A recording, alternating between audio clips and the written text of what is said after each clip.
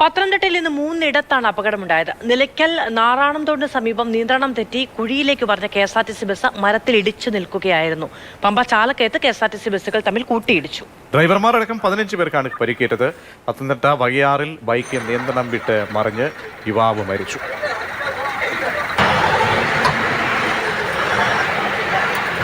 KSRTC bus പോകുന്ന വഴിക്ക് നിയന്ത്രണം വിടുകയാണ് ചെയ്തത്. നിയന്ത്രണം വിട്ട സമയത്ത് തന്നെ ഡ്രൈവർ പറയുന്നുണ്ടായിരുന്നു നിയന്ത്രണം വിട്ടാണ് വാഹനം മുന്നോട്ട് പോകുന്നത് എന്ന്. എന്തായാലും വലിയ താഴ്ചയുള്ള ഭാഗത്താണ് ബസ് നിൽക്കുന്നത്. പക്ഷെ മരത്തിൽ ഇടിച്ചു നിന്നു എന്നുള്ളത് കൊണ്ട് വലിയ അപകടമാണ് ഒഴിവായത്. ആർക്കും കാര്യമായ പരിക്ക് ഈ ബസ് മറിഞ്ഞ ഭാഗത്ത് ഉണ്ടായില്ല. പക്ഷെ ബസ്സുകൾ തമ്മിൽ കൂട്ടിയിടിച്ചെടുത്ത് ഡ്രൈവർമാർക്കും സഞ്ചാരികൾക്കും അടക്കം പരിക്കേൽക്കുന്ന സാഹചര്യമുണ്ടായി. ശബരിമല റൂട്ടാണ്. തീർത്ഥാടകരൊക്കെ തന്നെ അധികം യാത്ര ചെയ്യുന്നു. തിരക്കേറിയ പ്രദേശത്ത് എന്തായാലും അപകടങ്ങൾ ഇടയ്ക്കിടെ ഉണ്ടാകുന്നത് എന്നത് ഗൗരവമേറിയ വിഷയമാണ്. എന്തായാലും ഇന്നത്തെ സംഭവത്തിൽ തലനാടിലേക്ക് വലിയ അപകടം ഒഴിവായി എന്നുള്ളതാണ്.